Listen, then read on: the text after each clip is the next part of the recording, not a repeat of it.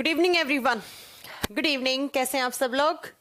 Good evening everyone. Good evening Priyanshi Pal. Good evening Jyoti Prajapat. उसके बाद है good evening Jitendra Kumar, Jitu Saini, Neeraj Kumar, Rahul Kumar, Sudhir Kumar, Ajay Kumar, Vipul Kumar, advocate कुछ, अच्छा एडीवी रवि शुक्ला, ओके। मयंक शर्मा का कहना है मैम उदयपुर की धरती से प्रणाम। प्रणाम बेटा। गब्बर सिंह, अरे वाह क्या नाम रखा है आपने अपना, गब्बर सिंह। हाँ, डरते हैं क्या आपसे सब जो आपने ऐसा नाम रख रखा है?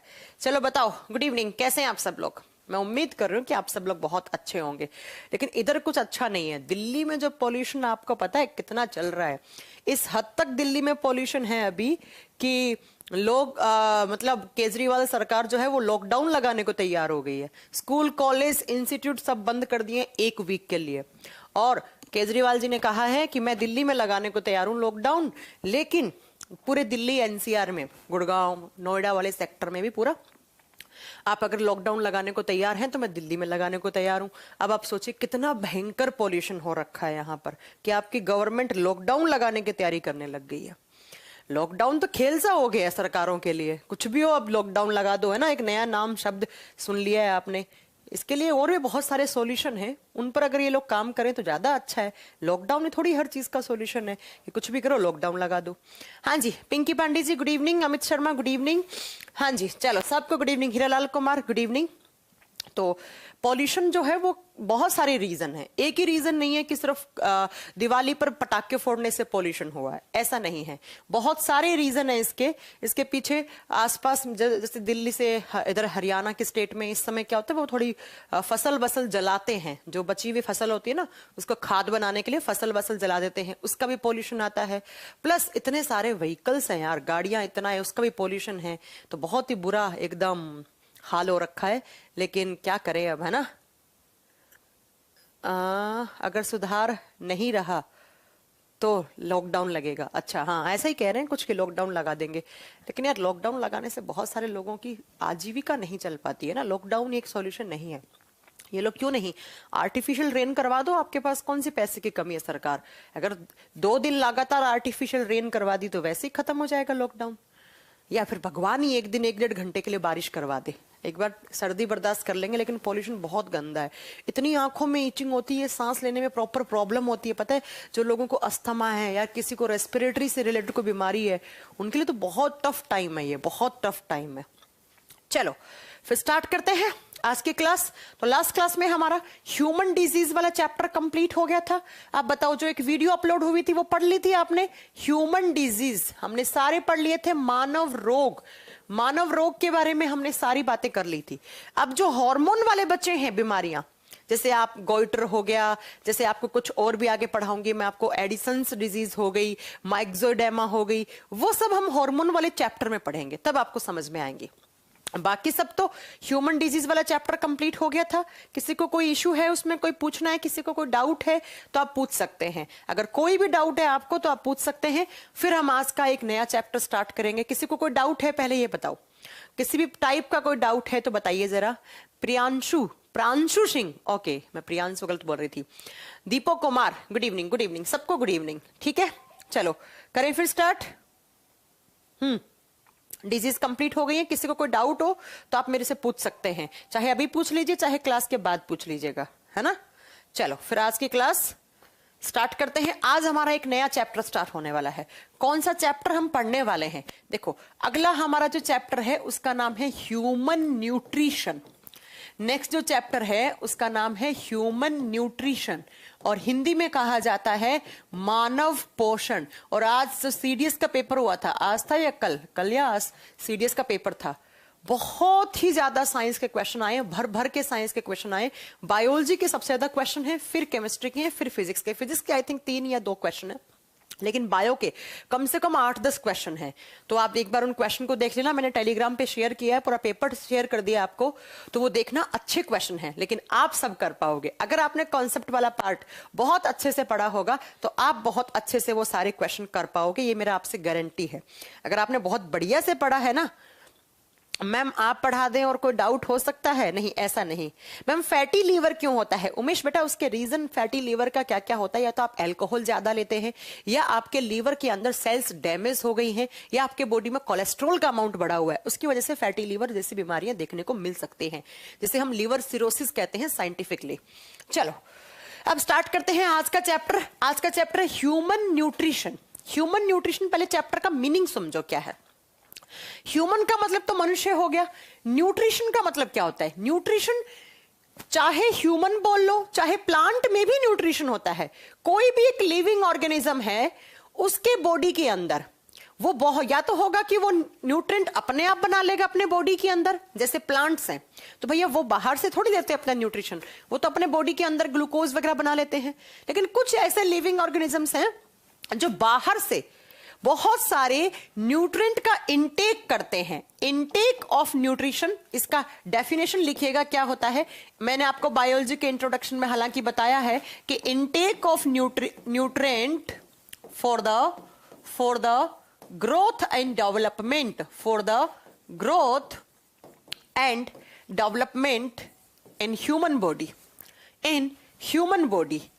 is known as human nutrition, is known as human nutrition, is known as human nutrition। इस बात का मतलब क्या हुआ, इस लाइन का मीनिंग क्या हुआ? तो इस लाइन का मीनिंग है बच्चों कि ह्यूमंस या कोई भी एक लिविंग ऑर्गेनिज्म है, वो अपने शरीर की ग्रोथ एंड डेवलपमेंट, वृद्धि और विकास के लिए बहुत सारे न्यूट्रिएंट्स का इनटेक करता है। इनटेक का मतलब होता है ग्रहण करना, लेना, खाना। और जिस प्रोसेस के थ्रू ये इनटेक करता है उसी बायोलॉजिकल प्रोसेस को ह्यूमन न्यूट्रिशन कहा जाता है। मनुष्य के शरीर में वृद्धि और विकास के लिए बाहर से किए गया पोषक तत्वों का ग्रहण, बाहर से किए गए पोषक तत्वों का ग्रहण ही क्या कहलाता है? पोषण कहलाता है। अगर मैं बात करूं कि आप खाना खाते हो, क्यों खाते हो आप खाना? ताकि हमारे बॉडी में जो भी आपने डाइट में कंपोनेंट्स लिए हैं उससे एनर्जी निकले, उस एनर्जी से हमारे बॉडी की, हमारी सेल्स को, हमारे टिश्यूज को एनर्जी मिले, उससे हमारे शरीर की ग्रोथ बनी रहे और हमारे शरीर का विकास भी होता रहे। तो अगर आप न्यूट्रिएंट नहीं लोगे, अगर आप खाना नहीं खाओगे, तो आप जानते हैं हमारे बॉडी में एनर्जी लेवल डिक्रीज हो जाएगा, हमारे बॉडी ऑर्गन्स हैं वो काम करना बंद कर देंगे, या हमारे बॉडी ऑर्गन्स प्रॉपर फंक्शन नहीं कर पाएंगे, उनकी ग्रोथ नहीं हो पाएगी। तो हम जो भी न्यूट्रिएंट बाहर से लेते हैं, जो भी आपने खाना खाया है, आप उसको खाना नहीं बोलेंगे, उसे हम बोलेंगे न्यूट्रिएंट्स। न्यूट्रिएंट्स को लेने का जो एक बायोलॉजिकल प्रोसेस है उसी को हम ह्यूमन न्यूट्रिशन कहते हैं। ऐसे ही प्लांट में भी न्यूट्रिशन होता है, लेकिन प्लांट का न्यूट्रिशन अलग टाइप का है, बिकॉज प्लांट आप जानते हैं फोटोसिंथेसिस करते हैं और अपने बॉडी के अंदर ही बहुत सारे न्यूट्रिएंट्स को बना लेते हैं, तो उन्हें बाहर से लेने की इतनी जरूरत नहीं पड़ती है। लेकिन हमारे बॉडी में तो कोई न्यूट्रिएंट बनता नहीं है, हमें तो सब कुछ बाहर से लेना पड़ेगा। तो जो भी इनको इनटेक करने की बायोलॉजिकल प्रोसेस है उसी को हम न्यूट्रिशन, उसी को हम ह्यूमन न्यूट्रिशन, मानव पोषण कहते हैं। जब बात करते हैं इसका डेफिनेशन की, तो डेफिनेशन तो आपको शायद समझ में आ गई होगी। डेफिनेशन में कुछ समझना ही नहीं है। ह्यूमन न्यूट्रिशन एक बायोलॉजिकल प्रोसेस है, और क्यों करते हैं? ताकि किसी भी लिविंग बॉडी का ग्रोथ एंड डेवलपमेंट ना रुके। अगर आपने प्रोटीन नहीं लिया तो आप जानते हैं आपके शरीर की ग्रोथ रुक जाएगी, आपके ब्रेन की ग्रोथ रुक जाएगी। तो जब एक छोटा बच्चा होता है तो वो खाना वाना नहीं खाता है, तो आप डॉक्टर के पास लेकर जाते हो, तो डॉक्टर क्या कहता है? नहीं नहीं, इसे खाना खिलाना बहुत जरूरी है, अदरवाइज क्या होगा? उसके बॉडी का डेवलपमेंट रुक जाएगा। तो जिस भी प्रोसेस के थ्रू हम इनटेक करते हैं न्यूट्रिएंट को, उसी को ह्यूमन न्यूट्रिशन कहा जाता है। अब बात ये आती है कि न्यूट्रिएंट्स, मैंने आपको ये चीज पढ़ा रखी है कि सबसे पहले तो हम क्या करते हैं? न्यूट्रिशन का प्रोसेस करते हैं। और न्यूट्रिशन का मतलब क्या होता है? पोषण, खाना खाना, आम भाषा में खाना बनाया, उसे खाया। अब क्या खाते हैं खाने में, वही तो पढ़ना है चैप्टर में। तो जैसे ही आपने न्यूट्रिशन किया, लेकिन आपने खाना खाने में बहुत बड़े बड़े मॉलिक्यूल खाए, उसके बाद इन न्यूट्रिशन का क्या करवाना पड़ता है? हमें डाइजेशन करवाना पड़ता है, हमें इनका पाचन करवाना पड़ता है। और डाइजेशन के बाद क्या होगा? हमें इससे एनर्जी मिलेगी। लेकिन कुछ ऐसे होंगे कि जो कुछ टॉक्सिक कंपाउंड बन जाते हैं या कुछ वेस्ट बन जाता है, उसको बाद में हम क्या कर देते हैं? एक्सक्रीट आउट कर देते हैं। तो कहने का मतलब इतना सा है कि न्यूट्रिशन भी एक, जैसे किसी भी लिविंग बॉडी में रेस्पिरेशन होता है, डाइजेशन होता है या एक्सक्रीशन होता है, वैसे ही एक बायोलॉजिकल प्रोसेस है ये भी जरूरी है न्यूट्रिशन का प्रोसेस भी, अदरवाइज किसी भी लिविंग बॉडी का ग्रोथ रुक जाएगा। अब इस न्यूट्रिशन के प्रोसेस में हम सिर्फ यहां पर हम ह्यूमंस के बारे में पढ़ेंगे, क्योंकि हमारे चैप्टर का नाम है ह्यूमन न्यूट्रिशन। अब इस न्यूट्रिशन में हम क्या लेते हैं, किसका इंटेक करते हैं, न्यूट्रिएंट्स का करते हैं। न्यूट्रिएंट्स बोले तो पोषक तत्वों का करते हैं।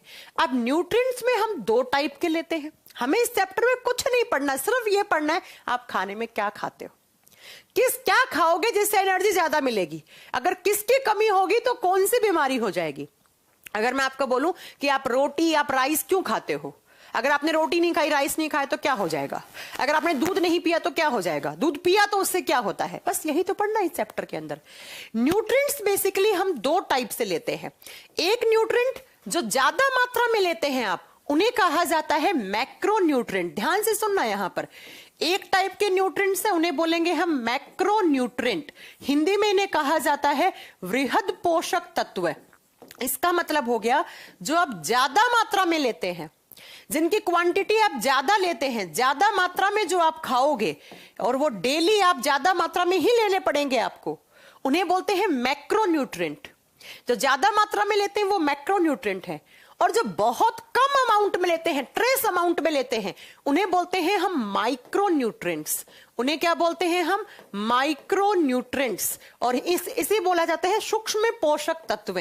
मतलब जो आप कम मात्रा में लेते हो, कम मात्रा में, या एनसीईआरटी में लिखा हुआ है जो ट्रेस अमाउंट में लेते हो। ट्रेस का मतलब है जो बहुत कम, जो मिलीग्राम में लेते हो, आप जो मिलीग्राम में लेते हो वो माइक्रो न्यूट्रिएंट्स, और जो आप ग्राम में लेते हो 10 ग्राम 20 ग्राम, है ना, उनको बोलेंगे हम मैक्रो न्यूट्रिएंट।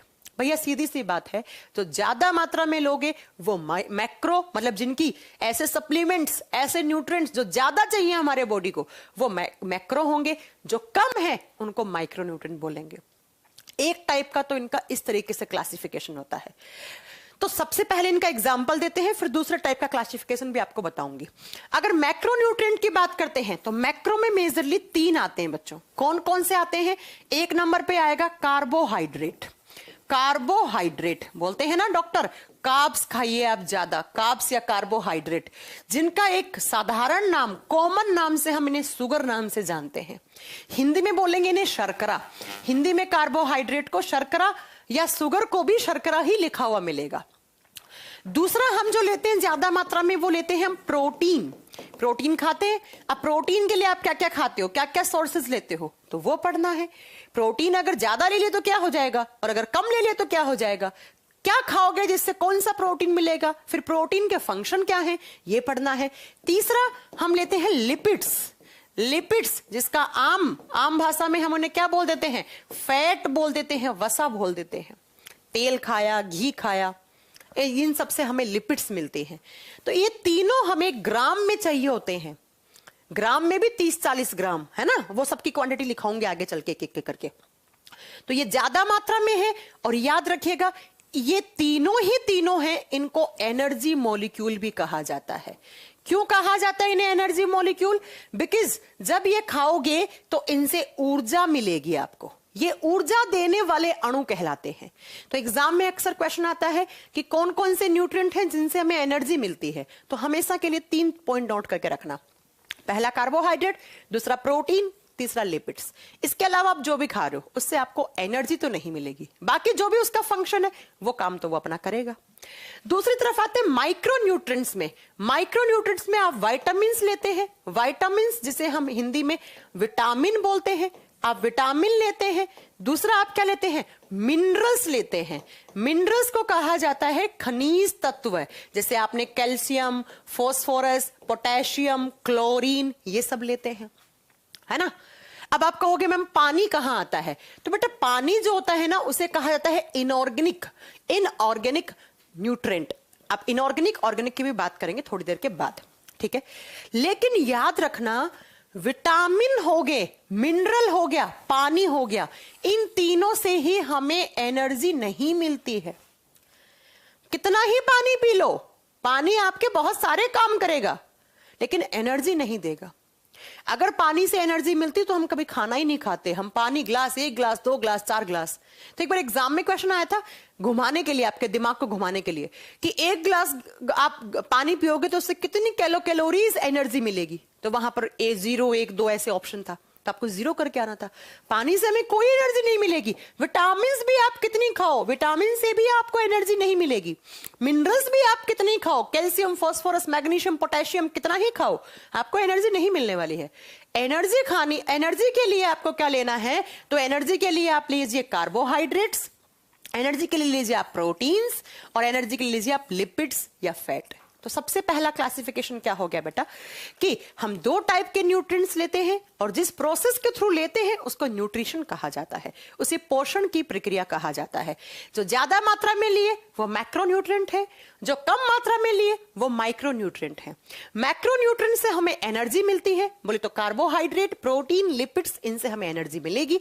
लेकिन जो माइक्रोन्यूट्रिएंट्स लेते हैं, जैसे विटामिन, जैसे मिनरल्स या पानी भी आप पीते हैं, तो उससे आपको एनर्जी नहीं मिलती है। तो एक तो ऐसे एनसीईआरटी में क्लासिफिकेशन दिया हुआ है इनका। दूसरा क्लासिफिकेशन क्या दिया हुआ है, दूसरा क्लासिफिकेशन दिया हुआ है कि हम 2 टाइप के न्यूट्रिएंट्स लेते हैं। कौन कौन से, एक लिखा हुआ है आपके केमिस्ट्री में पढ़ो, देखो ये जो चैप्टर पढ़ाने वाली हूं ना, ये अगर आप केमिस्ट्री पढ़ोगे तो इस चैप्टर का नाम वहां होता है बायोमोलिक्यूल।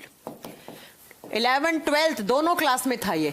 अगर आप केमिस्ट्री में पढ़ोगे इस सेम चैप्टर को तो इसे जैव अणु के नाम से जाना जाता है। ये बायो और केमिस्ट्री दोनों का एक कॉमन चैप्टर माना जाता है। सेम चैप्टर को केमिस्ट्री में पढ़ोगे बायोमोलिक्यूल्स, सेम चैप्टर को बायोलॉजी में पढ़ोगे ह्यूमन न्यूट्रिशन, ह्यूमन न्यूट्रिशन है ना, ह्यूमन न्यूट्रिशन हो जाएगा। ठीक है, हाँ मैं केमिस्ट्री की क्लास अब स्टार्ट करने वाली हूं, परसों से आपकी केमिस्ट्री क्लास स्टार्ट करने वाली हूं आपके बैच में। ठीक है, जो भी आपके साइंस स्पेशल के बैचेस हैं उनमें और आपका जो कॉम्बो बैच है उसमें मैं आपको, लेकिन जो बायोलॉजी स्पेशल वाले बच्चे हैं उनका तो केमिस्ट्री होगा नहीं। ठीक है, तो वो भी मैं स्टार्ट करवा दूंगी, डोंट वरी। आपके जब बात करते हैं कि आपकी केमिस्ट्री में इनको कैसे डिवाइड करते हैं, एक केमिस्ट्री में लिखा हुआ होता है ऑर्गेनिक कंपाउंड्स, ऑर्गेनिक कंपाउंड्स, और हिंदी में इसे कहा जाता है कार्बनिक अणु। ऐसे अणु, ऐसे मॉलिक्यूल्स जिसमें कार्बन है। ऑर्गेनिक का मतलब ही क्या, जिसमें कार्बन है उसे हम क्या बोलेंगे, ऑर्गेनिक, और जिसमें कार्बन नहीं है उसको क्या बोलेंगे हम, इनऑर्गेनिक। तो एक टाइप के हो गए ऑर्गेनिक कंपाउंड्स और दूसरे इनऑर्गेनिक, अकार्बनिक, अकार्बनिक। जिसमें कार्बन नहीं है वो इनऑर्गेनिक, जिसमें है उसे ऑर्गेनिक। अब जो कार्बोहाइड्रेट, प्रोटीन, लिपिड्स आप लेते हैं इन सब में कार्बन होता है, लेकिन इनके साथ साथ जो विटामिन्स भी लेते हैं कुछ, उन विटामिन्स में भी कार्बन है। तो अगर केमिस्ट्री में पढ़ोगे तो जो विटामिन्स है उसको इसके नीचे लिखा जाएगा। देखो क्या क्या लिखे जाएंगे केमिस्ट्री में, पहला लिखा जाएगा कार्बोहाइड्रेट, दूसरा प्रोटीन, तीसरा लिपिड्स, और साथ में यहां पर विटामिन भी लिखा हुआ मिलेगा। इसलिए नोट्स में विटामिन को यहां लिखा हुआ है, लेकिन इस डेफिनेशन के हिसाब से पढ़ोगे तो विटामिन वहां जाएगा। विटामिन ऑर्गेनिक कंपाउंड्स होते हैं लेकिन वो कम मात्रा में चाहिए, तो इस क्लासिफिकेशन से बांटोगे विटामिन यहां जाएगा क्योंकि कम मात्रा में चाहिए। इस क्लासिफिकेशन में देखोगे विटामिन में कार्बन होता है तो विटामिन एक ऑर्गेनिक कंपाउंड की कैटेगरी में आता है। लेकिन जब इनऑर्गेनिक की बात करते हैं तो इनऑर्गेनिक में क्या क्या हो गया, पहला वाटर, पानी, पानी का फॉर्मूला क्या होता है H2O। तो क्या इसमें कहीं कार्बन दिख रहा है आपको, नहीं दिख रहा कार्बन, तो पानी को केमिस्ट्री में क्या बोल देंगे, इनऑर्गेनिक कंपाउंड। और दूसरा जो मिनरल्स है, पोषक तत्व है, जैसे कैल्शियम, तो कैल्शियम में कार्बन, और इसके कैल्शियम में कार्बन थोड़ी, तो कैल्शियम है, पोटेशियम, मैग्नीशियम, सल्फर, ऐसे। तो इनमें दिख रहा है क्या कहीं आपको कार्बन, नहीं दिख रहा। तो केमिस्ट्री में जब हम पढ़ते हैं तो इसे बोलते हैं बेटा बायोमोलिक्यूल, है ना, बायोमोलिक्यूल। और साइंस में जब बायोलॉजी में पढ़ते हैं तो इसी चैप्टर का नाम ह्यूमन न्यूट्रिशन पड़ जाता है, बाकी पढ़ा सेम जाता है। और एक बायोकेमिस्ट्री सब्जेक्ट होता है वहां पर भी ये चैप्टर पढ़ा जाता है ना। चलो, तो अब हमें एक एक करके पढ़ने हैं, ये तो क्लासिफिकेशन की बात हो गई। अब हमें सब एक एक करके पढ़ने हैं। कार्बोहाइड्रेट, देखो क्या क्या पढ़ेंगे हम, मैं सीक्वेंस लिखवा देती हूं, इसी सीक्वेंस से आपको पढ़ाऊंगी मैं। सबसे पहले हम कार्बोहाइड्रेट्स पढ़ेंगे, कितनी एनर्जी होती है, कार्बोहाइड्रेट्स खाओगे तो कितनी एनर्जी मिल रही है, उसके सोर्सेस क्या हैं, क्या फंक्शन होता है इनका, कितने टाइप की कार्बोहाइड्रेट होती है, ग्लूकोज, फ्रक्टोज, माल्टोज, गैलेक्टोज, सब पढ़ने वाले हैं यहाँ पे। दूसरा हम पढ़ेंगे प्रोटीन, उसके बाद हम पढ़ेंगे लिपिड्स, वसा, लिपिड्स पढ़ेंगे। उसके बाद आपको पढ़ाया जाएगा बेटा इसके बाद विटामिन, सारी विटामिन पढ़ेंगे हम, विटामिन। और उसके बाद हम क्या पढ़ेंगे, तो लास्ट में हम पढ़ेंगे आपके मिनरल्स। इस तरीके से हम इस चैप्टर को कंप्लीट करेंगे, मिनरल्स पढ़ेंगे लास्ट में, ठीक है। हो गया, चलो आप सुनो। सबसे पहला एक नंबर लगा के लिखो कार्बोहाइड्रेट। नंबर 1 पे लिखेगा कार्बोहाइड्रेट, और कमेंट में बताओ कार्बोहाइड्रेट्स के बारे में क्या क्या पॉइंट आपने आज तक सुने हैं, क्या क्या पॉइंट आपने सुन रखे हैं। कॉमन नेम इनका शुगर होता है, लेकिन अगर आप साइंटिफिकली बोलोगे तो इन्हें कार्बोहाइड्रेट्स, और शॉर्ट फॉर्म में तो आजकल डॉक्टर बोलते हैं कार्ब्स, कार्ब्स बोला जाता है इनको, कि आप एक दिन में इतनी कार्ब्स लो, आपके बॉडी में कार्ब्स की कमी हो गई है ना। Carbohydrate, sugar. अब ध्यान से नाम सुनो, कार्बोहाइड्रेट, कार्बन प्लस हाइड्रेट। कार्बो का मतलब है कार्बन, और हाइड्रेट का मतलब होता है पानी। जब भी केमिस्ट्री में हाइड्रेट शब्द देखते हो उसका मतलब ही होता है वाटर, पानी। तो पानी का फॉर्मूला क्या हो गया, H2O हो गया। तो ऐसा कोई मॉलिक्यूल जो कार्बन, हाइड्रोजन, ऑक्सीजन से मिलकर बना हुआ है उसे हम कार्बोहाइड्रेट, या कॉमनली हम उसे शुगर, शर्करा के नाम से जानते हैं। तो क्या लिख दोगे, ये ऐसे मॉलिक्यूल हैं जिसमें कार्बन भी होता है, हाइड्रोजन भी होता है, ऑक्सीजन भी होता है। एग्जाम में क्वेश्चन कैसे आएगा, कौन से न्यूट्रिएंट है जिसमें कार्बन, हाइड्रोजन, ऑक्सीजन होता है, तो आप क्या बोल दोगे, वो कार्बोहाइड्रेट है। अब बात ये करते हैं, कोई भी ऐसा मॉलिक्यूल जिसमें कार्बन, हाइड्रोजन, ऑक्सीजन तीनों है तो हम उसे कार्बोहाइड्रेट बोल देंगे। अब इन एलिमेंट्स का, ये एलिमेंट्स हैं, आपने केमिस्ट्री में पढ़ा होगा कि जब एलिमेंट्स आपस में जुड़ते हैं तो वो मॉलिक्यूल बनाते हैं। तो ये एलिमेंट्स जुड़े, ये तत्व जुड़े तो मॉलिक्यूल बन गया, जो मॉलिक्यूल बना उसे कार्बोहाइड्रेट बोल दिया।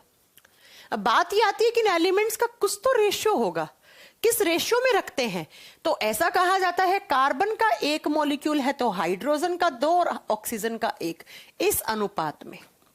जब भी आप किसी भी कार्बोहाइड्रेट का अनुपात निकालते हैं, रेशियो निकालते हैं, तो रेशियो यही निकल के आता है 1:2:1। जैसे फॉर एग्जाम्पल, मैं आपको एक एग्जाम्पल देती हूँ, ग्लूकोज। ग्लूकोज एक कार्बोहाइड्रेट है और ग्लूकोज का यह फॉर्मूला होता है। अब आप यहां से रेशियो निकालोगे तो यही तो निकलेगा 1:2:1। या एक कार्बोहाइड्रेट और लिखती हूं, C11H22O11, इसका भी रेशियो क्या निकलेगा, 1:2:1 निकलेगा।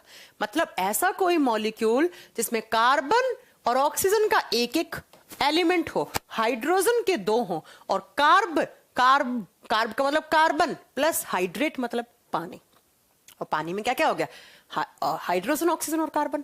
तो तीनों से मिलकर बना हुआ जो भी एक न्यूट्रिएंट होता है उसी को ही हम कार्बोहाइड्रेट कहते हैं। अब नेक्स्ट पॉइंट क्या है, अगला पॉइंट बेटा, इन्हें कहा जाता है ऑर्गेनिक कंपाउंड्स। अब थोड़ी देर पहले ही तो बताया कि ऑर्गेनिक कंपाउंड्स क्या होते हैं, इन्हें बोलते हैं हम कार्बनिक यौगिक। अब ये कार्बनिक यौगिक क्यों कहलाते हैं, क्योंकि इनके अंदर कार्बन है। अब ऊपर देख लीजिए, लिखा हुआ है कि इनके अंदर कार्बन है और कार्बन की प्रेजेंस है, इसीलिए हमने इसे कार्बनिक यौगिक या ऑर्गेनिक कंपाउंड बोल दिया। हाँ जी, कोई बच्चा बहुत बार कमेंट कर रहा है, वाइन से एनर्जी मिलता है कि नहीं। नीरज जी का क्वेश्चन तो सुन लीजिए आप। हाँ नीरज जी, क्या काम, कैसे क्वेश्चन पूछ रहे हैं आप। वाइन से बिल्कुल एनर्जी मिलती है, बिकॉज वाइन्स में ग्लूकोज वगैरह होता है। ठीक है, आपके क्वेश्चन का आंसर दे दिया है, हो गया। रवि कुमार कह रहे 1 ATP how many kilo, approx 7.3 आएंगे, हम सारी बातें करेंगे, अभी थोड़ा रुक तो जाइए, आराम से पढ़िए। नेक्स्ट, इनको बोलते हैं हम एनर्जी कंपाउंड। हाँ जी मैम, इनका जब मेटाबॉलिज्म होता है तो इनसे हमें एनर्जी मिलती है। ये एनर्जी कंपाउंड्स होते हैं। एनर्जी कंपाउंड का मतलब है ऊर्जा देने वाले यौगिक होते हैं। ये ऊर्जा देने वाले यौगिक हैं। कहने का मतलब है कि जब इनका मेटाबॉलिज्म होगा, जब इन कार्बोहाइड्रेट को आप खाओगे और इनका डाइजेशन होगा, इनका एब्जॉर्प्शन होगा, जिसे हम मेटाबॉलिज्म या चयापचयन की क्रियाएं बोलते हैं, तो इनके मेटाबॉलिज्म से हमें क्या मिलेगी, एनर्जी मिलेगी, ऊर्जा मिलेगी बेटा। अब बात यह आती है कि कितनी एनर्जी मिलेगी, तो ऐसा माना जाता है अप्रोक्स 1 ग्राम कार्बोहाइड्रेट के अंदर, अप्रोक्स मतलब अप्रोक्स बता रही हूं मैं, अगर आपने 1 ग्राम कार्बोहाइड्रेट, C4 कार्बोहाइड्रेट ली है तो आपको अप्रोक्स 4 से लेकर 4.2 किलो कैलोरी एनर्जी तक आपको मिलेगी। इतनी एनर्जी आपको मिलेगी। अब कितना चाहिए एक दिन में? तो साइंस कहती है कि एक हेल्दी पर्सन को अप्रोक्स 350 से लेकर 350 से 450 ग्राम पर डे कार्बोहाइड्रेट आपको लेनी ही लेनी है आपके डाइट में एक दिन में। चाहे आप ब्रेकफास्ट में लो, चाहे लंच ज्यादा कर लो, उसमें कार्बोहाइड्रेट ज्यादा हो, चाहे आप डिनर में ज्यादा ले लो, लेकिन अप्रोक्स साइंस कहती है कि एक दिन में 300 से 400, मतलब आप ऑन एन एवरेज लेंगे तो 300 से 400 ग्राम लिख सकते हैं, लेकिन स्टैंडर्ड एक लिखा गया है 350 से 450 ग्राम, या 400 भी लिख सकते हैं आप यहाँ पे। तो वो कोई देखो 300 से ज्यादा होनी चाहिए, कम नहीं होनी चाहिए, और 450 के अप्रोक्स होनी चाहिए। इससे ज्यादा लोगे तो फिर कुछ इनका नुकसान भी है जो आगे हम आपको बताएंगे। ठीक है, तो ये हो गया एक दिन में आपको इतनी कार्ब्स लेनी है। अब बात ये आती है कि मैम फिर हम इनके लिए क्या खाते हैं, क्या खाएं, इनके सोर्सेज क्या हैं, क्या खाते हैं हम इनके लिए, किस किस चीज से आपको कार्बोहाइड्रेट मिलती है, कौन बच्चा बताएगा? क्या खाएं हम, इसके स्रोत क्या हैं? तो बेटा आप खाइए फ्रूट्स, जितने भी आप फ्रूट्स खाते हैं, जितने भी आप जूसेस पीते हैं, रस पीते हैं, आप खाइए इसके लिए, कार्बोहाइड्रेट के लिए। दूध में भी कार्बोहाइड्रेट होता है ना। ऐसे देखो, ऐसे बहुत सारे सोर्स होंगे जिसमें दूध, जैसे दूध है तो दूध में विटामिन भी हैं, दूध में आपका प्रोटीन भी है, दूध में कुछ मात्रा में कार्बोहाइड्रेट भी है। इसके अलावा आप खाइए, आप राइस खा सकते हैं, है ना। इसके अलावा आप क्या खा सकते हैं? आप रोटी खाते हैं, ब्रेड खाते हैं, रोटी ब्रेड, इन सब से हमें क्या मिलता है? फ्रूट्स, फ्रूट के जूसेस। एक बच्चे ने वाइन पूछा तो वाइन से बिल्कुल मिलेगा। गेहूं खाइए, गेहूं से बिल्कुल यही मिलेगा। गेहूं से बनी हुई चीजें, जैसे आटा, आटा की बनी हुई जो भी चीजें आप खाते हैं, है ना। और अब आटे में तो बहुत सारे टाइप का आटा आता है, तो उन सारे इस सब में मिलता है। इसके अलावा आप क्या खाते हो? पोटैटो खाओ, आलू खाओ, आलू में आपको मिलेगा, आलू में स्टार्च होता है, राइस में स्टार्च होता है, स्टार्च एक कार्बोहाइड्रेट होती है ना। तो इन सब के लिए ये सारे आपके सोर्सेज लिखे हुए हैं, ये सारे सोर्सेज आपको लेने पड़ेंगे। रोटी खाओ, इसके अलावा आप चावल खाओ, दूध पियो, दूध लिख सकते हो आप, दूध लो। तो यही सब तो हम खाने में खाते हैं, और क्या खाते हैं? यही तो खाते हैं खाने में। जूस पी लिया, कोई फ्रूट खा लिया, चावल खा लिए, रोटी खा ली, है ना, कोई सब्जी खा ली। वेजिटेबल्स में भी कार्बोहाइड्रेट होती है, बिल्कुल होती है, आप वेजिटेबल्स भी लिख सकते हो। आलू में होता है बहुत सारा स्टार्च, आलू खा लीजिए आप। तो इनके लिए ये सोर्सेस है। ये सब कुछ खाओगे तो इन सब से हमें कार्बोहाइड्रेट्स की कमी पूरी होगी। ठीक है, अब मैंने कहा कि ये एनर्जी कंपाउंड्स होते हैं, लेकिन ये सीधा एनर्जी नहीं देंगे। आप सोच रहे मैंने आलू खा लिया, आपने राइस खा लिया, आपने गेहूं खा ली, जौ खा ली, है ना, इन सब से आपको एनर्जी मिल जाएगी। नहीं, इन सब से आपको एनर्जी नहीं मिलेगी बेटा।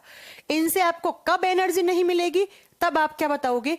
जब तक इनका मेटाबॉलिज्म नहीं होगा, जब तक इनका मेटाबॉलिज्म नहीं होगा। और मेटाबॉलिज्म का मतलब होता है इनका प्रॉपर तरीके से आप इसको डाइजेस्ट नहीं कर लोगे, इन सब का डाइजेशन करवाना पड़ेगा, क्योंकि ये तो आप बहुत बड़े बड़े मॉलिक्यूल लेते हो, फिर इनको छोटा छोटा तोड़ना पड़ेगा।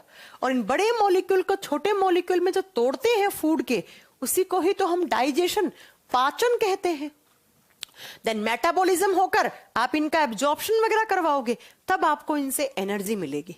तो कहने का मतलब है कि ये सब आपने खाया है, तो इन सब मतलब जो आपने कार्बोहाइड्रेट खाए हैं, इन कार्बोहाइड्रेट से आपको एनर्जी मिलेगी, लेकिन कब? जब आप इनका मेटाबॉलिज्म करोगे। अब मेटाबॉलिज्म के लिए आपको पहले समझना होगा कि कहां कहां इनका डाइजेशन होता है। एग्जाम में क्वेश्चन आता है कि कार्बोहाइड्रेट का डाइजेशन कहां होता है। जब कार्बोहाइड्रेट की डाइजेशन की बात करते हैं तो बच्चों सबसे पहले ही कार्बोहाइड्रेट का ही डाइजेशन होता है। सबसे पहले आपने खाना कहां खाया? माउथ में खाया, खाना मुंह में खाया, और माउथ में ही सबसे पहले कार्बोहाइड्रेट का डाइजेशन स्टार्ट हो जाता है। इसीलिए कार्बोहाइड्रेट को कहा जाता है इंस्टेंट एनर्जी देने वाला मॉलिक्यूल।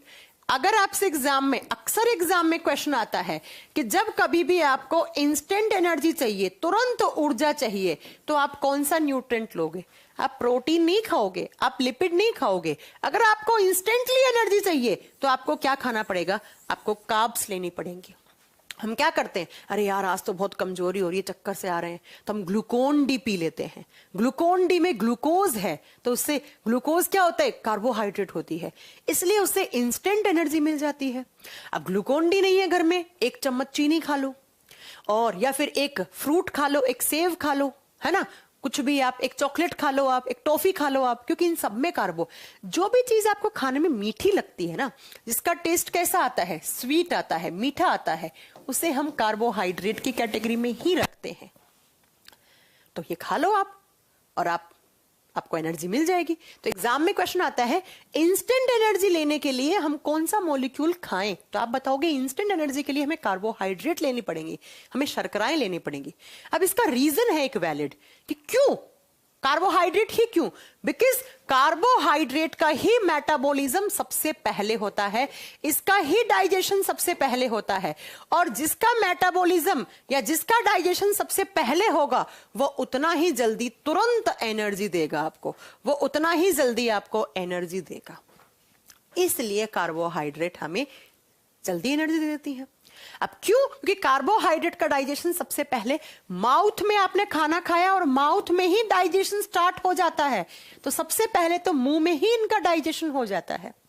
अब मुंह में कौन करता है? तो मुंह में आपका जो लार है, सलाइवा है, इस सलाइवा, आपने खाना खाया, उसकी कटिंग बाइटिंग करी, बाद में उस खाने के अंदर जब आप चबाते हो तो उस खाने को, उसको चबाते हो तो उसके अंदर लार मिक्स हो जाता है, और लार में एक एंजाइम होता है जिसका नाम होता है सलाइवरी अमाइलेज एंजाइम। कौन सा? सलाइवरी अमाइलेज एंजाइम, या इसी का दूसरा नाम होता है टाइलिन अमाइलेज एंजाइम। मैं क्या पढ़ा रही हूं, कुछ पल्ले पड़ रहा है? मैंने ये कहा है कि कार्बोहाइड्रेट्स इंस्टेंटली एनर्जी क्यों देती हैं? बिकॉज इनका डाइजेशन सबसे पहले स्टार्ट होता है कहां पर? माउथ में। बाकी प्रोटीन फैट का माउथ में नहीं होता है, इसलिए एनर्जी उनसे ही मिलेगी, लेकिन थोड़ा टाइम लगेगा, थोड़ा समय लगेगा। तो सलाइवरी अमाइलेज, या इसी का एक दूसरा नाम होता है बच्चों ptyalin amylase enzyme. Ptyalin amylase enzyme बोलो या सलाइवरी अमाइलेज एंजाइम बोलो, ये क्या कर देते हैं? ये एंजाइम सबसे पहले डाइजेशन स्टार्ट कर देता है। अब मैं आपको एक बात बताती हूं, हम जो कार्बोहाइड्रेट लेते हैं वो मेनली हम लेते हैं स्टार्च की फॉर्म में। स्टार्च एक कार्बोहाइड्रेट ही होता है, आपको थोड़ी देर के बाद समझ में आएगा। स्टार्च की फॉर्म में लेते हैं, तो ये क्या करता है सलाइवरी अमाइलेज एंजाइम? ये स्टार्च को माल्टोज में बदल देता है। स्टार्च को किस में बदल देता है? माल्टोज में बदल देता है। और स्टार्च किस में होता है? रोटी में भी स्टार्च होता है, आलू में, सब्जियों में भी स्टार्च होता है। इसीलिए एग्जाम में क्वेश्चन बनता है यहां से कि जब हम माउथ में रोटी को थोड़ा चबा लेते हैं तो रोटी हल्की सी मीठी लगती है आपको। क्यों लगती है रोटी मीठी? ये एग्जाम में क्वेश्चन आता है, एनडी के एग्जाम का क्वेश्चन पूछा हुआ है कि जब आप माउथ में रोटी को चबा रहे होते हैं तो हमें थोड़ा सा रोटी मीठा लगता है। क्यों लगता है रोटी मीठा? क्योंकि उस रोटी के अंदर स्टार्च होता है, और स्टार्च का डाइजेशन माउथ में ही स्टार्ट हो चुका होता है, वो माल्टोज में बदल जाता है, और इसी माल्टोज की वजह से आपको रोटी हल्की सी मीठी लगती है, मीठी लगती है। तो माउथ में हो गया, लेकिन अब माउथ में पूरा नहीं होता है इनका डाइजेशन, इसका पार्शियल डाइजेशन होता है, कंप्लीट नहीं होता है। पार्शियल का मतलब होता है थोड़ा बहुत, आंशिक तौर पे, आंशिक तौर पे मतलब पूरा नहीं हुआ है। अब अगर आप मेरे से पूछो कि मैम पूरा कहां होता है, तो बेटा इनका फाइनली जाकर आपकी जो स्मॉल इंटेस्टाइन होती है, छोटी आंत होती है, वहां पर जाके इसका कंप्लीट डाइजेशन होता है। कंप्लीट पूछोगे आप कार्बोहाइड्रेट का तो छोटी आंत में होता है। छोटी आंत में कौन करता है? तो एक और अलग एंजाइम होता है, अमाइलेज भी है, फिर लैक्टेज है, माल्टेज है, सुक्रेज है, ये बहुत सारे एंजाइम होते हैं जो डाइजेस्टिव सिस्टम में आपको पढ़ाया जाता है। लेकिन अगर ओवरऑल बात करें तो ये दो एंजाइम के नाम आपको लिखने हैं, टाइलिन अमाइलेज एंजाइम और अमाइलेज, जब भी आप अमाइलेज एंजाइम देखो तो हमेशा ऑप्शन में कार्बोहाइड्रेट ही टिक करके आनी है। क्यों? क्योंकि अमाइलेज एंजाइम कार्बोहाइड्रेट का डाइजेशन करता है और यहां पर आके फिर कंप्लीट हो जाता है। अगर कंप्लीट की बात करते हैं तो कहां पर होता है, आप बताओगे पूर्ण तरीके से कहां पर होता है, तो स्मॉल इंटेस्टाइन में। मैंने कहा, देखो मैंने कितने सारे क्वेश्चन करवाए इस बोर्ड की स्लाइड से। कार्बोहाइड्रेट से एनर्जी मिलेगी, लेकिन कब? जब उसका मेटाबॉलिज्म होगा, जब उसका डाइजेशन होगा, पाचन होगा, तब एनर्जी मिलेगी। अब दो तरीके से डाइजेशन होता है इसका, एक तो माउथ में कौन? सलाइवा, लार, और लार में एक एंजाइम होता है, कौन सा? सलाइवरी अमाइलेज एंजाइम, या उसी का दूसरा नाम है टाइलिन अमाइलेज एंजाइम। ये हमारे मुंह के अंदर जो रोटी है या स्टार्च है उसको माल्टोज में परिवर्तित कर देता है। इसी की वजह से हमें रोटी खाने में थोड़ी सी मीठी लगती है। और माउथ में ही डाइजेशन हो गया, इसीलिए इनसे इंस्टेंटली एनर्जी भी आपको मिलती है। लेकिन माउथ में पार्शियल होता है, कंप्लीट कहां होता है? तो स्मॉल इंटेस्टाइन में जाकर बहुत सारे एंजाइम होते हैं, लैक्टेज, माल्टेज, वो हमने आपको पढ़ा भी रखे हैं डाइजेस्टिव सिस्टम में, नहीं पढ़ाया हो तो पढ़ा देंगे। लेकिन मेन अमाइलेज होता है। तो ये लो, इस तरीके से इनका डाइजेशन हो गया, इस तरीके से इनका डाइजेशन हो गया। तो एग्जाम में क्वेश्चन आएंगे, कहां कहां होता है? तो माउथ एंड स्मॉल इंटेस्टाइन। कौन करता है? Sorry, salivary amylase, amylase enzyme. 5-6 question करवा दिया आपको स्लाइड से। ये ऑर्गेनिक कंपाउंड है, एनर्जी देते हैं। सॉरी, दो तरीके से इनका डाइजेशन होता है, एक दिन में इतने चाहिए आपको, और सोर्सेज मैंने लिखवा दिए हैं। अब बात ये आती है कि ये जो कार्बोहाइड्रेट्स होते हैं, इनकी यूनिट हम क्या बोलते हैं? इनकी एक यूनिट है, इकाई क्या कहा जाती है? इनकी इकाई मानी जाती है saccharide. Saccharide is the unit of carbohydrate. Saccharide को कहा जाता है शर्कराओं की इकाई। शर्कराओं की इकाई सैकेराइड को माना गया है। मतलब सैकेराइड एक सबसे छोटी यूनिट है, तो सबसे छोटी स्ट्रक्चर होगी कार्बोहाइड्रेट की, उसे हमने सैकेराइड बोल दिया। और ये बहुत सारी सैकेराइड यूनिट्स आपस में जुड़ती जाती हैं और कार्बोहाइड्रेट बनता जाता है। और इसी सैकेराइड यूनिट के आधार पर हम कार्बोहाइड्रेट को 3 कैटेगरी में डिवाइड करते हैं। इसी सैकेराइड, सुरेश कुमार जी का कहना है रिकॉर्डेड वीडियो, वाह जी वाह, कोई बात नहीं सुरेश जी, कुछ नहीं कर सकते हम आपका। रोहित सैफी कह रहे हैं मेरा फर्स्ट क्लास लाइव है, ओके, आप रिकॉर्डेड देखते हैं। अश्विनी जी का कहना है मैम क्या इनकी यूनिट क्या होती है? बेटा इसकी यूनिट होती है सैकेराइड, और on the basis of saccharide unit carbohydrates are divided into 3 category. 3 category में हम सुगर्स या कार्बोहाइड्रेट को डिवाइड करते हैं। लिखिएगा, सुगर या कार्बोहाइड्रेट को हम 3 कैटेगरी में डिवाइड करते हैं। शर्कराओं को हम 3 भागों में बांटते हैं। कौन कौन सी? पहले नाम लिखो, फिर उनके बारे में बात करेंगे, उनके एग्जाम्पल की बात करेंगे, कौन से मेन है वो सब बात करेंगे। सबसे पहला, एक बच्चा कह रहा है ग्लूकोज क्या होता है? ग्लूकोज भी बेटा एक कार्बोहाइड्रेट ही है। और क्या है ग्लूकोज? ग्लूकोज भी एक कार्बोहाइड्रेट ही होती है। ठीक है, सुनो, तो पहला होता है, उसे कहा जाता है मोनोसैकेराइड कार्बोहाइड्रेट। मोनोसैकेराइड 1 नंबर पे लिखेंगे मोनोसैकेराइड, और हिंदी में भी लिखेंगे मोनोसैकेराइड। 2 नंबर पे आती है, उसको लिखा जाएगा ओलिगोसैकेराइड। 2 पे आएगा, उसे कहा जाएगा ओलिगोसैकेराइड। Monosaccharide, oligosaccharide. ओलिगो, अब बहुत सारे बच्चे बोलेंगे मैम आप ओलिगो क्यों लिख रही हैं, डाइसैकेराइड होता है। हम बात करेंगे, उस पे आएंगे, फिलहाल जो मैं लिखवा रही हूं वैसे ही लिखो आप। और 3 नंबर पे आता है, उसे कहा जाता है polysaccharide. Polysaccharide, monosaccharide, oligosaccharide, and 3 number पे आता है, वो होता है पॉलीसैकेराइड। पॉलीसैकेराइड। अब मैंने आपको बहुत बार बताया, पोली का मतलब तो हमेशा बहुत ज्यादा होता है। जब भी कोई चीज ज्यादा मात्रा में होती है, कोई यूनिट, तो उसे हम पॉलीसैकेराइड, पोली टर्म लगा देते हैं। पोली टर्म का मतलब भी होता है ज्यादा।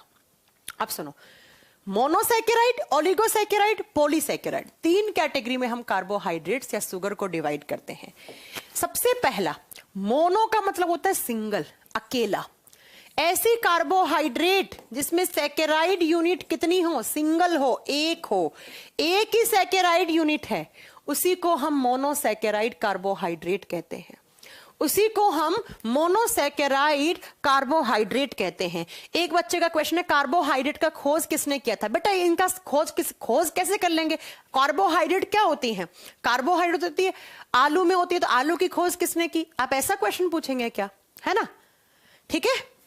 हाँ, पोली का मतलब ज्यादा होता है। विश्वजीत आपने बिल्कुल सही आंसर दिया। डीके राजदीप बेटा इनका कोई खोज वगैरह कहीं नहीं लिखा हुआ है ना।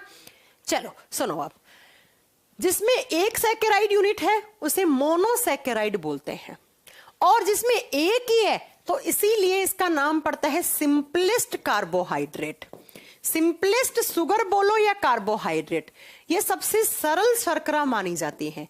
अब सरल का मतलब क्या है कि भैया इसमें एक ही सैकेराइड यूनिट है, तो सबसे सिंपलेस्ट यही है ना।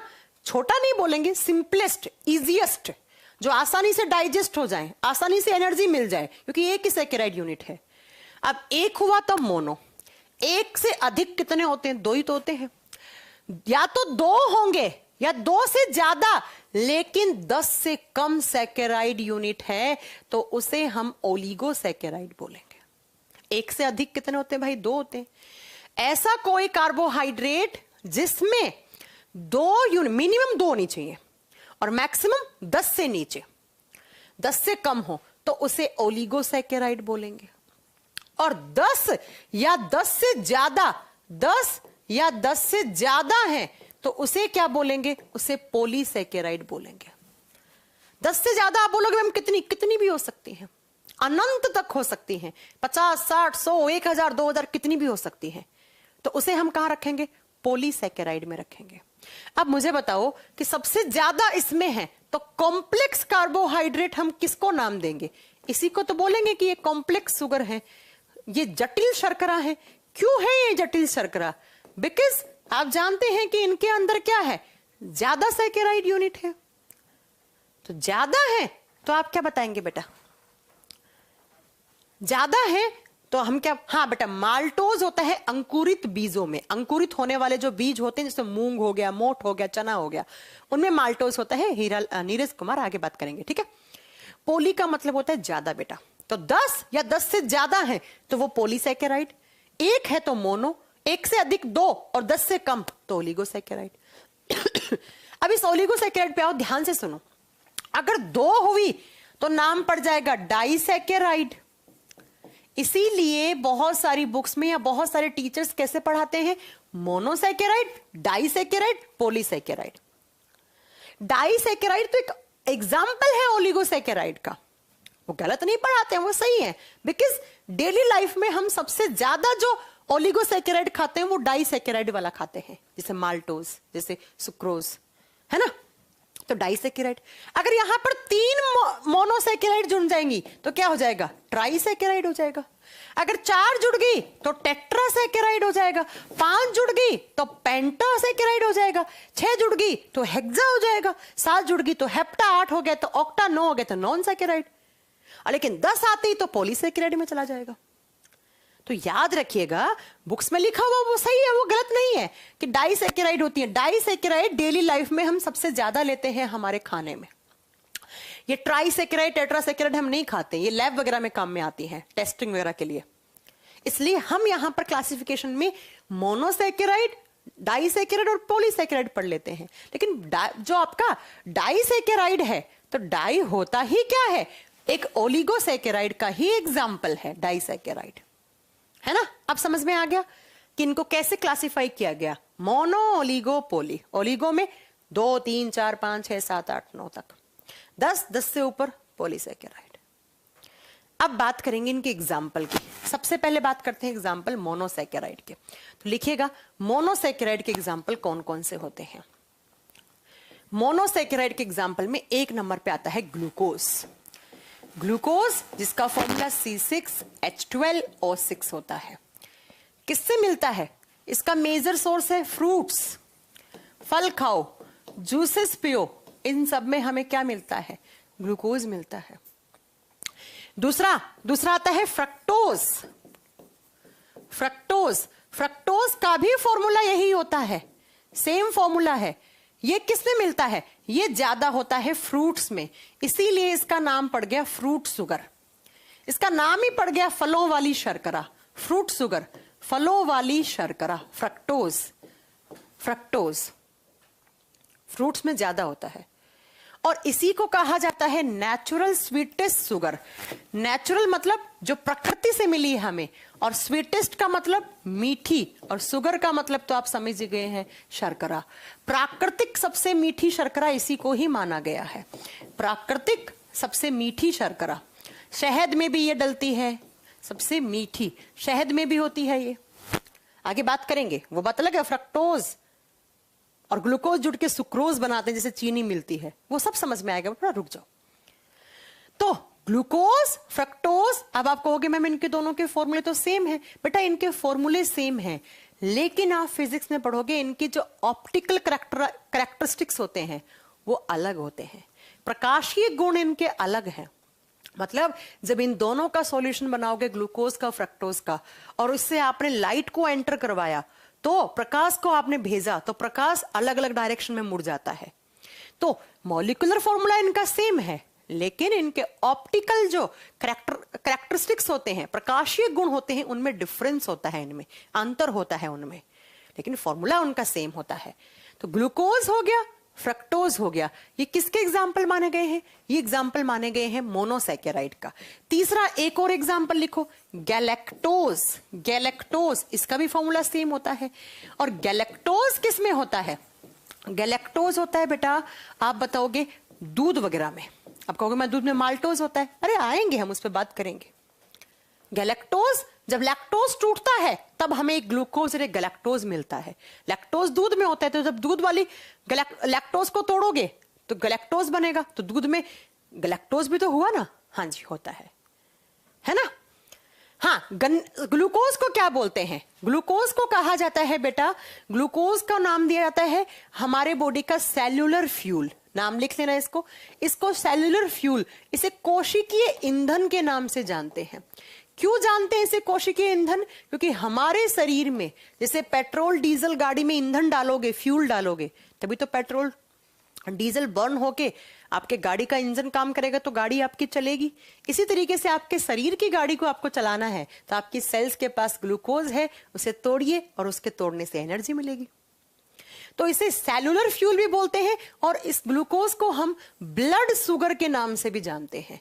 ब्लड शुगर का मतलब है रक्त वाली शर्करा, क्योंकि ये हमारे रक्त में ज्यादा होता है, रक्त वाली शर्करा। और आगे आपको पढ़ाऊंगी, ये ग्लूकोज जब ज्यादा होता है तो हाइपरग्लाइसीमिया हो जाता है, जिसके कारण आपको डायबिटीज जैसी बीमारी हो जाती है, मधुमेह नामक रोग हो जाता है जिसके कारण, है ना। अब एक बात और सुनिए, फ्रक्टोज गन्ने में होता है, बिल्कुल, इसीलिए इसका नाम शुगर केन शुगर भी है। शुगर केन शुगर गन्ने में पूछा जाएगा तो आप बताएंगे गन्ने में ज्यादा होता है फ्रक्टोज, इसे गन्ने वाली शर्करा के नाम से भी जाना जाता है, गन्ने वाली शर्करा के नाम से भी जाना जाता है। चुकंदर में भी होता है, बिल्कुल होता है चुकंदर, चुकंदर फ्रूट में ही आता है, तो फ्रूट में मैंने लिख तो दिया है, ग्लूकोज होता है, फ्रक्टोज भी होता है, लेकिन फ्रूट्स में फ्रक्टोज ज्यादा होता है, और जो आप जूसेस पीते हो उनमें ग्लूकोज ज्यादा होता है। तो मैंने क्या कहा, ग्लूकोज, फ्रक्टोज और गैलेक्टोज, ये तीनों क्या हैं? ये तीनों नेचुरल कार्बोहाइड्रेट हैं। और नेचुरल का मीनिंग समझते हैं आप? प्राकृतिक, जो नेचर से मिली है हमें, ये हमें नेचर से मिली है, नेचुरल है, ये कोई आर्टिफिशियल नहीं है, ये नेचुरल है, प्रकृति से मिल रही हैं आपको। और मेनली ये हमें कहां से मिलती है? प्लांट प्रोडक्ट से मिलती है। देखो ना आप, प्लांट प्रोडक्ट ही तो है, सब मैंने बोल रही हूँ। फ्रूट किसके हैं प्रोडक्ट? प्लांट के हैं। जूस भी किससे बनेंगे? प्लांट से बनने वाले फ्रूट से मिलेंगे। गन्ना भी हो गया नेचुरल प्लांट, है ना। तो ये प्लांट से, प्लांट प्रोडक्ट ही ज्यादा माने जाते हैं। ग्लूकोज हमारे शुगर में, इसको ब्लड शुगर कहा जाता है, रक्त वाली शर्करा, क्योंकि रक्त में होती है, और रक्त के माध्यम से ही हमारी सेल्स के पास पहुंचती है, और सेल्स के पास इसे फ्यूल का नाम दिया जाता है, कोशिकीय ईंधन कहा जाता है, क्योंकि कोशिकाओं के पास ये ईंधन के रूप में काम करता है। और तीसरा, आप बताओगे फ्रक्टोज को फ्रूट शुगर या शुगर केन शुगर, मतलब गन्ने वाली शर्करा, या सबसे मीठी शर्करा पूछेगा तब भी आपको फ्रक्टोज ही आंसर करके आना है। लेकिन अक्सर एग्जाम में फ्रक्टोज की जगह सुक्रोज भी ऑप्शन हो सकता है, वो बताएंगे भी थोड़ी देर के बाद कि ऐसा क्यों होता है। ठीक है बेटा, समझ गए? आयोडीन की कमी से तो घेंगा रोग होता है बेटा, वो बाद की बात है। गैलेक्टोज, ग्लैक्टोज फ्रूट्स में भी होगा और ये दूध में भी होता है, मिल्क में भी होगा। ये कैसे होगा अभी समझ में आ जाएगा। तो ये 3 नेचुरल कार्बोहाइड्रेट हैं जो हमें प्रकृति से मिली हैं और तीनों एग्जाम्पल मानी जाती हैं मोनोसैकेराइड के, मोनोसैकेराइड के लिए। अब बात करते हैं दूसरा ओलिगोसैकेराइड। ये कर लोगे, इसमें किसी को कोई डाउट तो नहीं है? एक बार मुझे बता दीजिएगा किसी को कोई डाउट है?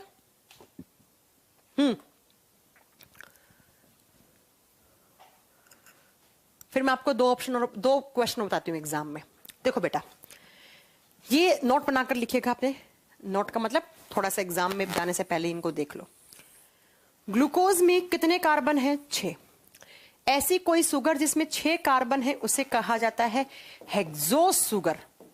तो एक बार एग्जाम में क्वेश्चन आया कि 4 ऑप्शन दिए और पूछा इनमें से कौन सी एक सुगर है जिसको हेक्सोस मानेंगे। बेटा जिसमें 3 कार्बन उसे ट्रायोज, 4 कार्बन है टेट्रोज, 5 कार्बन है पेंटोज, 6 कार्बन है। इन तीनों के फॉर्मूले में देखो 6 कार्बन, 6 कार्बन, इसका भी 6 कार्बन। तो ये तीनों कैसी सुगर है? हेक्सोस सुगर है। लेकिन एक सुगर होती है हमारे बॉडी में C5, 5 कार्बन वाली, और 5 कार्बन वाली सुगर को पेंटोस सुगर कहा जाता है। क्या कहा जाता है? पेंटोस सुगर, 5 कार्बन वाली।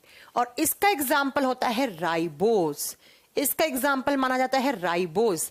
ये राइबोस एक तो आरएनए में होती है, पढ़ाया है मैंने आपको, और दूसरा जब एटीपी टूटती है एटीपी में भी होती है। मतलब एटीपी जो एनर्जी होती है हमारे बॉडी में, एडिनोसिन ट्राइफॉस्फेट, उसमें भी ये होती है। आ गया समझ में मेरी बात? समझ में आ रही है बात? किसी को कोई डाउट तो नहीं है? हाँ, ओलिगोसैकेराइड के एग्जाम्पल देंगे हम, थोड़ा रुक जाइएगा, पहले ये तो समझिए ये सारी चीजें।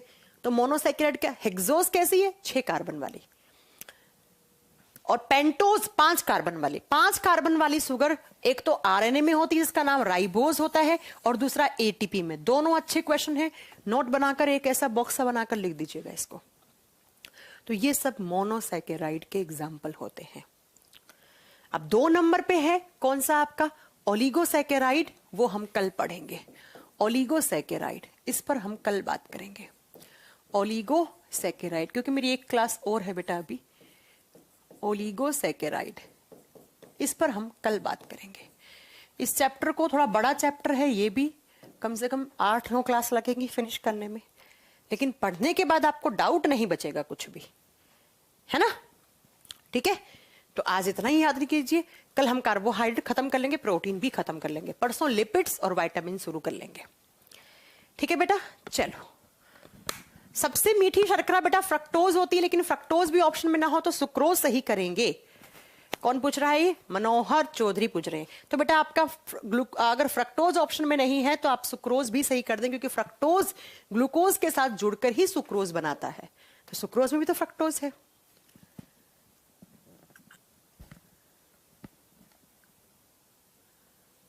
ठीक है, ओके। तो कल हम इसको खत्म कर लेंगे, कार्बोहाइड्रेट को, प्रोटीन पढ़ेंगे कल। तो आज के लिए इतना ही है, और अपना ध्यान रखिएगा, अच्छे से रहिएगा, और दिल्ली विल्ली मत आइएगा फिलहाल। अगर दिल्ली वगैरह आप आने की सोच रहे हैं तो बहुत पॉल्यूशन है। चलिए फिर आज के लिए इतना बहुत है, कल मिलते हैं आपसे। Thank you very much.